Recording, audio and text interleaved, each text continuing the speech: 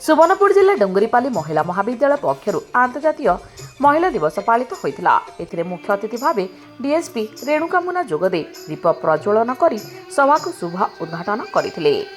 सम्मानित अतिथि भाव बहु परिचित पर्वतारोही लिपिका सेठ, प्रभांशु पुरोहित, अध्यापक किशोर मेहेर, आईआईटी खड़गपुर प्रोफेसर प्रतिमा पाणिग्राही, महाविद्यालय चेयरमैन सुशांत मेहेर और सुधीर मेहेर प्रमुख मंचासीन अतिथि भावे थिले।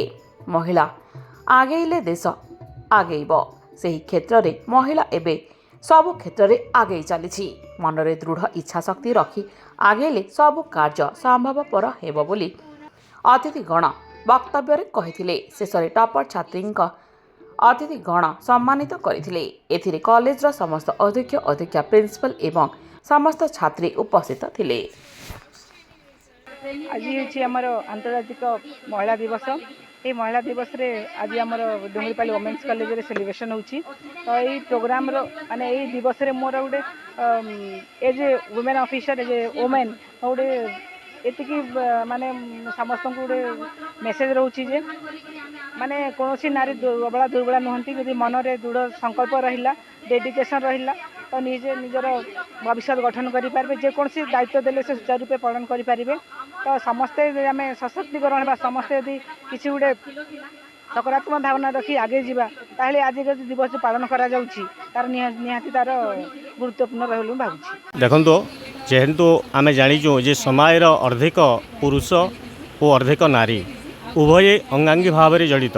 पुरुष बिना नारीर अस्तित्व ना, नारी बिना पुरुषर अस्तित्व ना। किंतु वर्तमान जो ये समाज नारी प्रति जो अन्याय अत्याचार करुच्ची ता बदल रे आमे नारी मानंकु जदि शिक्षित कराई पारिबा, नारी माने तांकर अधिकार साब्यस्त करि पारिबे एवं समाज को आलोकित करि पारिबे। जेहेतु नारी होचंती समाजर दर्पण सदृश। संगीता साहू मुई 2024 मैच डुंगरीपाली देवशिला वोमेन्स कॉलेज रे पढ़ुली।